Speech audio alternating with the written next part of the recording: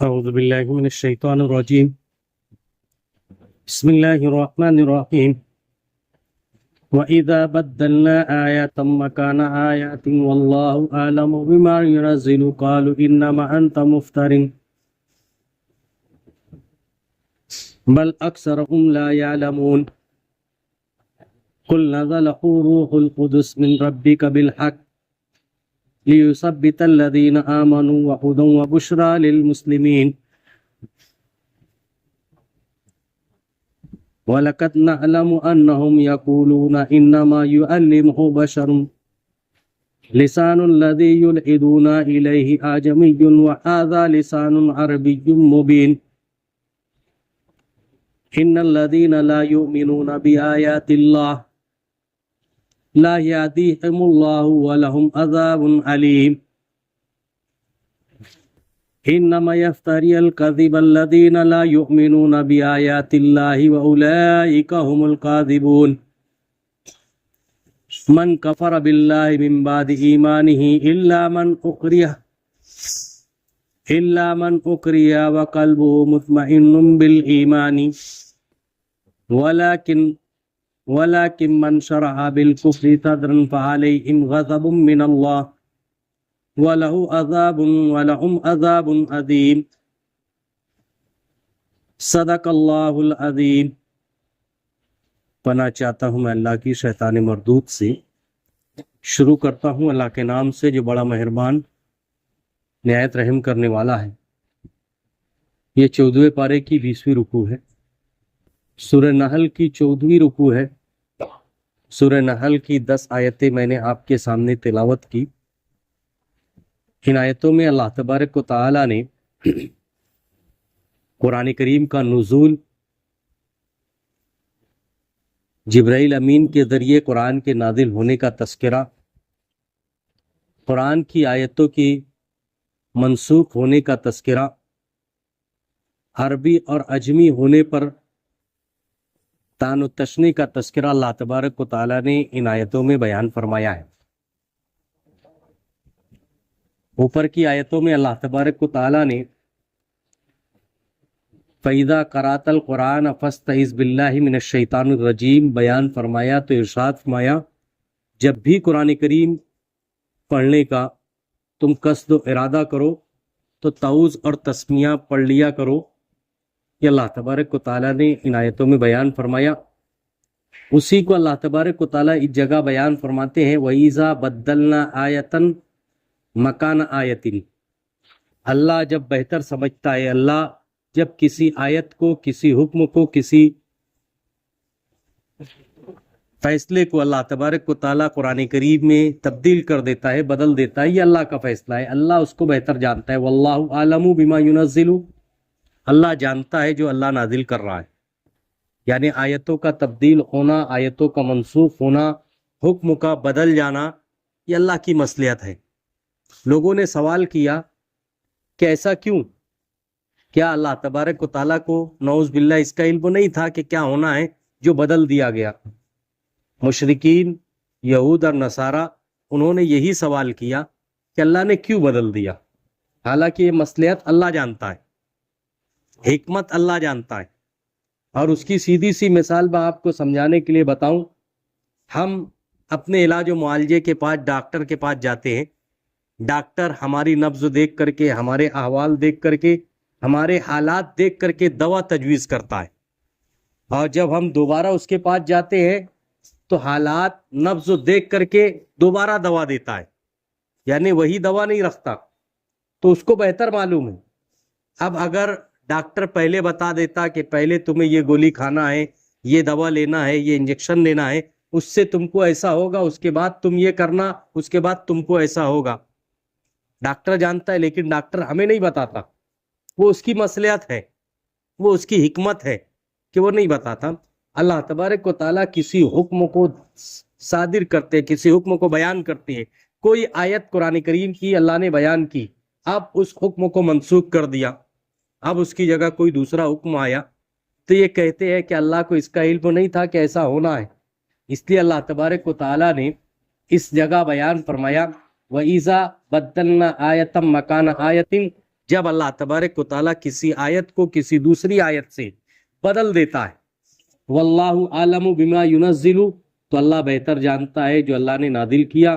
قالوا انما انت مفتری، تو آپ کہتے ہو کہ تم اس میں افترا کرتے ہو، یعنی اپنی جانب سے تم رد و بدل کرتے ہو. یہ تم اللہ کے نبی پر الزام لگاتے ہو، تہمت لگاتے ہو کہ تم اپنی جانب سے اس کو بدل دیتے ہو. بل اکثرهم لا یعلمون، زیادہ تر لوگ وہ ہے جو نہیں جانتے اللہ کی حکمت اور مصلحت، ہم نہیں جانتے.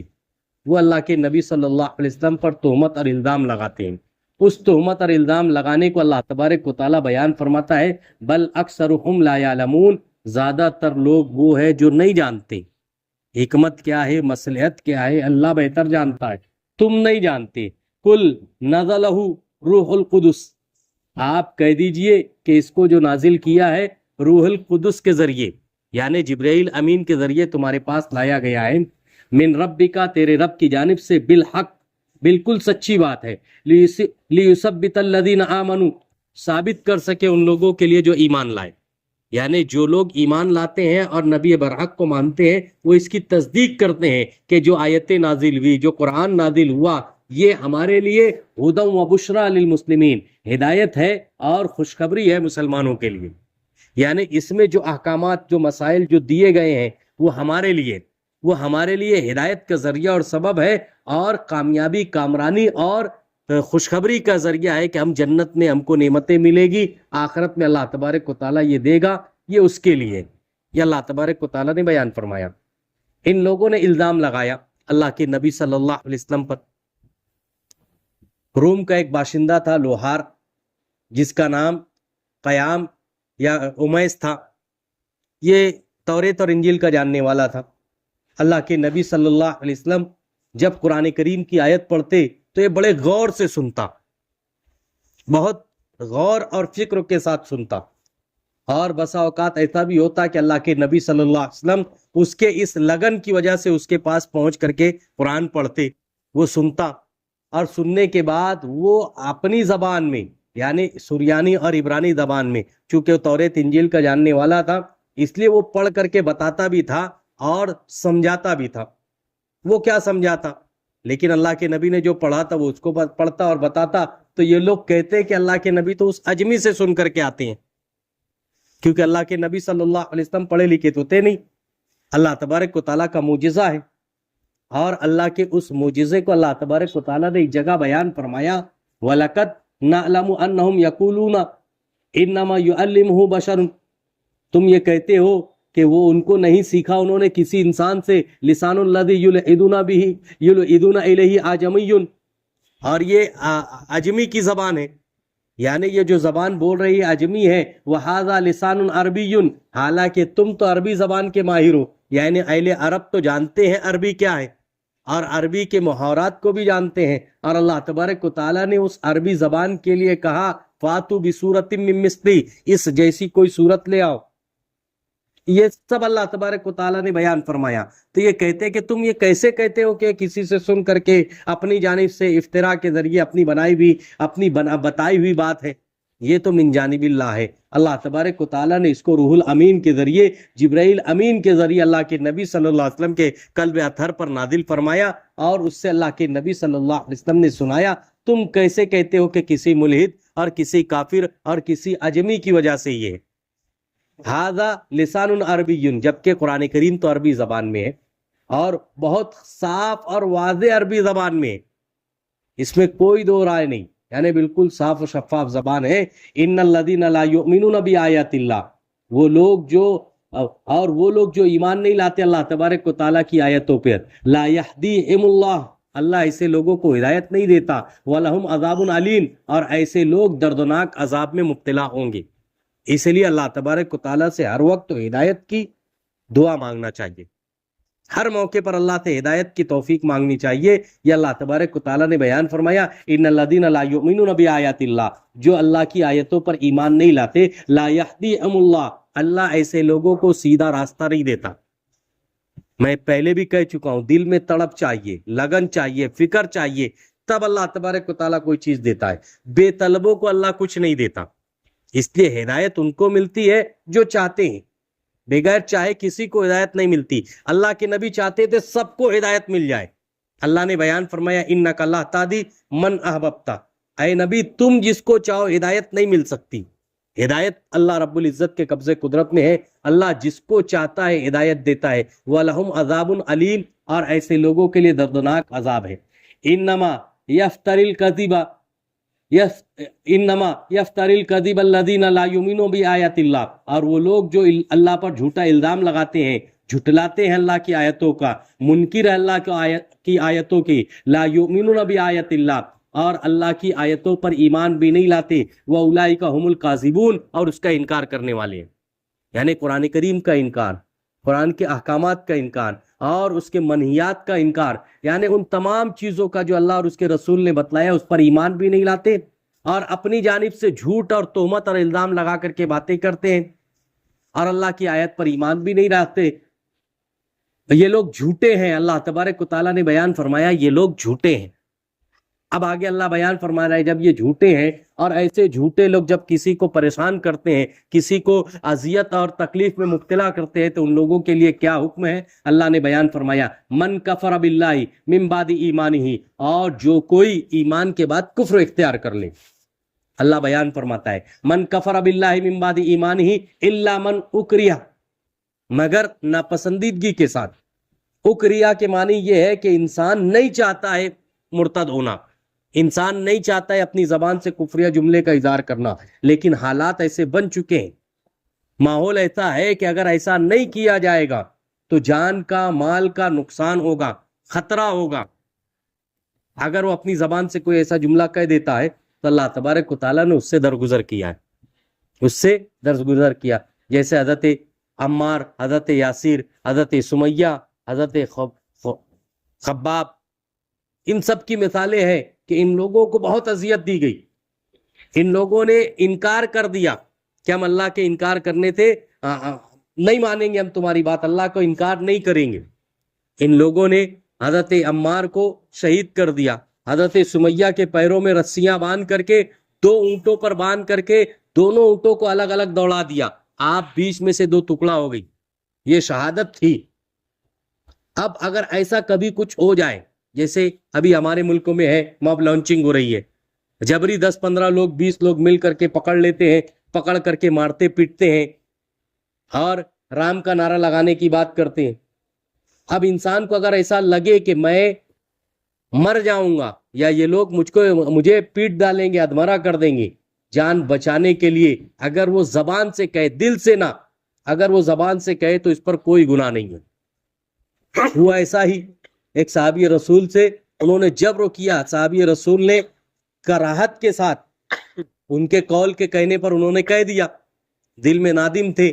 اللہ کے نبی صلی اللہ علیہ وسلم کے پاس پہنچے، پورا واقعہ بیان کیا. اللہ کے نبی نے کہا تمہارا دل کیا کہتا ہے؟ انہوں نے کہا اللہ کے نبی میں بہت بے چین ہوں، میں بہت بے چین ہوں، میں نے دل سے نہیں کہا ہے، میں نے زبان سے تو کہہ دیا، دل سے نہیں کہا. تو اللہ کے نبی صلی اللہ علیہ وسلم نے کہا تم اطمینان رکھو، اس پر تمہارا مواخذہ نہیں ہوگا، اس پر تمہارا مواخذہ نہیں ہوگا. لیکن کب؟ جب ہم ہر اعتبار سے یہ سمجھ لے کہ اب ہم بچ نہیں سکتے، اب ہمارا مرنا یا مار دیا جانا یقینی ہے، تب انسان اپنی جان بچانے کے لیے اگر ایسا کرتا ہے اور دل سے راضی نہیں ہے تو اس پر اس کو کوئی گناہ نہیں ہے.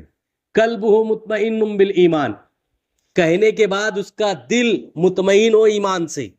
ایسا نہیں کہ اس نے کفریہ جملہ کہہ دیا اب یہ دل میں سے بھی کہہ رہا ہے کہ اب تو میں کافر ہو گیا، ایسا نہیں، بلکہ دل سے اس بات کی تصدیق کرے قلبہ مطمئن بالایمان، کہ اس کا دل ایمان سے مطمئن ہے. ولیکن من شرح بالکفر، لیکن جس کا دل کفر سے کھل گیا، یعنی جس نے دل سے ہی کفریہ بات کہہ دی، کفریہ جملے کہہ دیا، صدرن فعلیہم غضب من اللہ، ایسے لوگوں کے لیے اللہ تبارک و تعالیٰ کا عذاب ہے. ایسے لوگوں پر اللہ تبارک و تعالیٰ کا عذاب، یعنی اللہ کی پکڑ آئے گی جس نے دل سے مان لیا. زبان سے انسان نے اپنے آپ کو بچنے کے لیے، بچانے کے لیے، اپنے مرنے مارنے سے بچنے کے لیے اگر اس نے زبان سے کہہ دیا، دل اس کا ایمان سے مطمئن ہے، تو اس پر کوئی سزا نہیں ہے اور اللہ کی طرف سے کوئی گرفت تو نہیں ہے. لیکن جس نے دل سے کہہ لیا اور اس کا دل اس کفر پر مطمئن بھی ہے، تو ایسے لوگوں کے لیے فعلیہم غضب من اللہ، اللہ کا دردناک عذاب ہے، وَلَهُمْ عَذَابٌ عظیم، اور بہت سخت پکڑ ہے اللہ تبارک و تعالیٰ کی۔ ذالک بِأَنَّهُمْ اسْتَحَبُّوا حیات الدنیا علی الآخرۃ، اس لیے کہ ان لوگوں نے دنیا کی محبت میں آخرت کو چھوڑ دیا۔ ان لوگوں نے کیوں ایسا کیا؟ دنیا بچانے کے لیے انہوں نے آخرت کو چھوڑ دیا، یعنی دل سے راضی ہو گئے۔ اس کا مطلب یہ کہ آخرت کی ان کو قطعاً پرواہ نہیں۔ اور وہ بندہ جس نے دل سے تو کفر نہیں کیا، زبان سے کفر کیا، گویا اس نے آخرت سے محبت کی، دنیا سے محبت نہیں کی۔ یہ اللہ تبارک و تعالیٰ بیان فرماتا ہے وَأَنَّ اللَّهَ لَا يَهْدِي الْقَوْمَ الْكَافِرِينَ، اور اللہ تبارک و تعالیٰ ایسی قوم کو ہدایت نہیں دیتا جو کفر کرتی ہے۔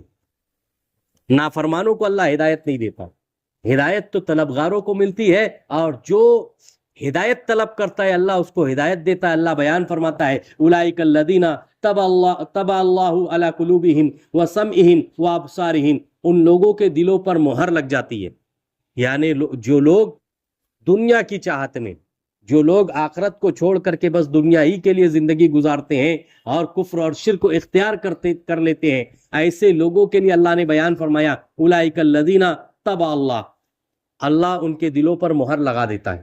طبع کہتے ہیں سکے کو، اللہ سکہ لگا دیتا ہے علی قلوبہم ان کے دلوں پر، وسمعہم ان کی آنکھوں پر، وابصارہم اور ان کے کانوں پر، ان کے دل پر، ان کے آنکھوں پر، ان کے کانوں پر مہر لگ جاتی ہے۔ اب وہ اچھی بات سن نہیں سکتے، اچھائی کی طرف آتے نہیں۔ یہ اللہ تبارک و تعالیٰ نے مہر کی بات بتلائی، بیان فرمایا وَأُولَئِكَ هُمُ الْغَافِلُونَ، یہ غافل لوگ ہیں، ان کو سمجھ نہیں رہا ہے، اس لیے تو یہ کفر اور شرک کو اختیار کر لیا، اور اختیار کر لیا تو اللہ تبارک و تعالیٰ نے ان کے دل کو مہر لگا دی۔ لا جرم انہم فی الآخرۃ هم الخاسرون، اب آخرت میں ان کو بچانے والا کوئی نہیں ہوگا۔ اب آخرت میں لا جرم، اب کوئی ان کو بچا نہیں سکتا، انہم فی الآخرۃ هم الخاسرون، یہ خسارہ اٹھانے والے رہیں گے۔ آخرت میں خسارہ ہوگا، دنیا انہوں نے بنانے کے لیے آخرت کا خسارہ اٹھا لیا۔ یہ اللہ تبارک و تعالیٰ نے بیان فرمایا۔ دنیا ہیچ ہے، معمولی سی ہے، الدنیا جیفۃ و طالبها کلاب، اللہ کے نبی نے بیان فرمایا دنیا مردار ہے، اس کے طلبگار کتے ہیں، یعنی بہت ہی حقیر ہے دنیا۔ اب انسان اس کے لیے اپنی آخرت تباہ و برباد کیوں کرے؟ بعض لوگ نادانی میں، کم علمی میں یہ کہتے ہیں جا میں آخرت میں دیکھ لوں گا، جا میں اللہ کے پاس جواب دے دوں گا۔ بندہ کہتا ہے، بہت سخت جملے، خاص طور پہ اپنے خانگی معاملات میں جب حصے ترکے کا کوئی بات ہو، پارٹنر کا جب پارٹنرشپ ٹوٹ جائے، حساب کتاب ہو، تو کہتا ہے ٹھیک ہے اللہ کے پاس میں جواب دے دوں گا۔ یہ جملہ کل قیامت کے دن اس کو بھاری پڑے گا، سمجھ میں آئے گا کہ اللہ کے پاس پکڑ کیسی ہے۔ دنیا میں انسان سب کچھ دے کر کے بچ سکتا ہے، آخرت میں نہیں بچ سکتا۔ آخرت میں تو اللہ تبارک و تعالیٰ کا رحم و کرم، عفو اور فضل ہی ہوگا جو انسان کو بچا لے گا، ورنہ اگر اعمال پر اللہ جنت دینے پر آئے تو ہم جنت میں جا بھی نہیں سکتے، جہنم سے بچ بھی نہیں سکتے، ہمارے اعمال ایسے ہو جائیں گے۔ اس لیے اللہ تبارک و تعالیٰ نے بیان فرمایا ہم الخاسرون، یہ خسارہ اٹھانے والے ہوں گے جو دنیا کے لیے اپنی آخرت کو بھول جاتے ہیں۔ ثم ان ربک للذین ہاجروا من بعد ما فتنوا ثم جاہدوا وصبروا، اور بے شک وہ لوگ جن لوگوں نے ہجرت کیا فتنوں کے بعد، تکلیف مصیبت پریشانی اٹھانے کے بعد انہوں نے ہجرت کی، ثم جاہدوا تکلیفیں اٹھائی، وصبروا صبر کیا، ان ربک من بعدها لغفور رحیم، اس کے بعد تیرا رب بہت مہربان رحم کرنے والا ہے، تیرا رب بڑا مہربان ہے، بہت رحم کرنے والا ہے، ایسا غفور ہے، ایسا مہربان ہے کہ ان تمام تکالیف کے بعد اللہ تبارک و تعالیٰ نجات دیتا ہے۔ اسی لیے بیان فرمایا جو ہجرت کرتا ہے وہ اس کو نصرت ملتی ہے، مدد ملتی ہے، وہ ترقی کرتا ہے۔ آپ دیکھیے، غور کیجیے، اسی لیے کہا کہ انسان اگر بہت زیادہ پریشان ہو تو اس کا سیدھا راستہ یہ ہے کہ کاروبار کو بدل کر کے دوسرا کاروبار کرنے کی کوشش کرے۔ ایک جگہ اس کو رزق کی تنگی پریشانی آ رہی ہے تو دوسری جگہ کشادگی کے ساتھ روزی حاصل کرنے کے لیے دوسری علاقے کا رخ کرے، یہ ہجرت ہے۔ یعنی رزق حلال کے لیے ہجرت کرنا، اطمینان و سکون کے لیے ہجرت کرنا، اور اچھے مسکن کے لیے ہجرت کرنا، ایمان کے ساتھ اگر زندگی گزارنے کے لیے ہو تو یہ کرے، یہ اس کے لیے بہتر ہے، فائدہ ہے۔ اور جب انسان ہجرت کرتا ہے تو ترقی کرتا ہے، اس لیے کہ اس کے لیے راستے کھلتے ہیں۔ قرآن و حدیث میں اللہ کے نبی صلی اللہ علیہ وسلم نے بیان فرمایا۔ اب دیکھیے، غور کیجئے، 2 سال سے غزہ جل رہا تھا، ایران کے حملہ کرنے سے ان کو اس بات کا احساس ہوا کہ پلائن کیا ہوتا ہے، گھر بار چھوڑ کر کے نکلنا کیا ہوتا ہے۔ یعنی وہ کہتے ہیں نا کہ جب تک کہ خود پر نہ بیتے تو انسان کو احساس نہیں۔ اسرائیل ایسا سمجھ رہا تھا میں ہی بہت طاقتور ہے، لیکن ایک ظالم پر دوسرے ظالم کو جب اللہ نے مسلط کیا تو ان کو یہ سمجھ میں آیا کہ اب تک کہ ہم کیا کر رہے تھے۔ اب وہ لوگوں کے پاس کاسہ گدائی لے کر کے سیز فائر کے لیے دعائی دے رہا ہے کہ کسی طریقے سے ایران کو اب روکا جائے۔ یہ اللہ تبارک و تعالیٰ نے قرآن کریم میں بیان فرمایا، تلک الایام نداولها بین الناس، لوگوں دنوں کو اللہ لوگوں کے درمیان گھماتا ہے، کبھی کسی کے حالات کیسے، کبھی کسی کے کیسے، کس طریقے سے حالات بنتے ہیں، کس طریقے سے حالات ہوتے اللہ نے بتلایا۔ اللہ تبارک و تعالیٰ بیان فرماتا ہے کہ ایمان کے لیے اگر انسان ایمان بچا کر کے تکلیف اور پریشانیوں کے بعد ہجرت کرتا ہے تو ہجرت کرنے پر اللہ تبارک و تعالیٰ اس کو کتنا اجر دے گا، کتنا ثواب دے گا، کیا دے گا، انسان تصور نہیں کر سکتا۔ ہم سوچے، غور کریں، شام، لبنان، حلب، عراق، ان علاقوں میں مسلسل مسلمانوں کو ہجرت کرنے پر مجبور کیا گیا۔ یہ تو ابھی حالات ہے، 2 سال سے غزہ کے حالات ابھی ہے، لیکن پچھلے 10 سالوں کے حالات اگر آپ دیکھو گے تو ایران نے وہ تباہی مچائی ہے ان ملکوں میں، شام میں، حلب میں، مصر میں، لبنان میں، یمن میں۔ یعنی اس نے تو صرف 70-75 ہزار اس کی تعداد پہنچی ہے یہودی اسرائیل کے غزہ پر حملہ کرنے پر، لیکن ایران نے جو حملے کیے ہیں اس میں اس نے مسلمانوں کا، سنی مسلمانوں کا قتل عام ہوا، 15 لاکھ سے زائد لوگ ہلاک و برباد ہوئے ان 10 سالوں میں۔ آپ غور کیجئے، ہم ایران کو گرچہ لوگ مسلم تصور کرتے لیکن ہمارے اختلافات ہے، ان اختلافات کے بعد بھی ہم ان کو ایمان مسلمان تصور کرتے ہیں کہ وہ اللہ پر ایمان رکھتے ہیں اختلافات کے باوجود، لیکن کما حق کہو ہم اس کو اسلامی مملکت نہیں مانتی کہ ہمارے اور ان کے عقائد میں فرق ہے، لیکن یورپ اور امریکہ اس کو مسلمان تصور کرتے ہیں، اس لیے اس کو یہ کہا جاتا ہے کہ مسلم ملک ہے اور طاقتور ملک ہے، لیکن اس نے شیعہ اور سنی کے نام پر جتنے فتنے فساد برپا کیے، تاریخ میں ایسا فتنہ فساد امت مسلمہ کے درمیان نہیں ملتا۔ اس لیے جو لوگ ہجرت کرنے پر مجبور ہوئے، حلب، شام، لبنان اور ویتنام اور دوسرے علاقے جو مسلم مملکتیں تھی، مسلم حکومتیں تھی، ریاستیں تھی، علاقے تھے، وہاں سے ہجرت کرنے پر مجبور ہوئے، اللہ ان کو اجر دے گا، بدلہ دے گا۔ یہ اللہ نے بیان فرمایا کہ جو لوگ بھی ثم ان ربک للذین ہاجروا من بعد ما فتنوا، یعنی فتنے کے بعد جن لوگوں نے ہجرت کی اور ہجرت کرنے پہ ثم جاہدوا، تکلیف اٹھائی، وصبروا، اور صبر کیا، اللہ بیان فرما رہا ہے۔ اس لیے کہا کہ جب حالات آئیں تو ڈٹ کر کے مقابلہ کرنا چاہیے، ایسا نہیں ہے کہ فوراً ہتھیار ڈال دینا چاہیے۔ ابھی ہمارے لیے جو سب سے زیادہ ضروری اور اہم ہے وہ ہے ہماری مساجد، ہماری مدارس، ہمارے خانقاہ، ہماری قبرستان، ہمارے اوقاف کی حفاظت۔ اس کے لیے وقف ترمیمی ایک تو بل جو لایا گیا اور جو پاس کر لیا گیا، اس کی مخالفت میں گرچہ ہمیں کچھ نہ سمجھے لیکن یہ سمجھ لینا چاہیے کہ اوقاف کی حفاظت ہر ایک کی ملی ذمہ داری ہے، شرعی ذمہ داری ہے۔ اس لیے ایسی آواز اٹھنے میں ہماری نصرت مدد ہونا چاہیے۔ کوئی بھی آواز اٹھائے، کوئی بھی شخص ہو، ہمیں یہ سمجھنا چاہیے کہ ہمارے اوقاف کی حفاظت کے لیے آواز اٹھا رہا ہے، اس لیے اس کی نصرت مدد میری آپ کی اپنی ذمہ داری ہے۔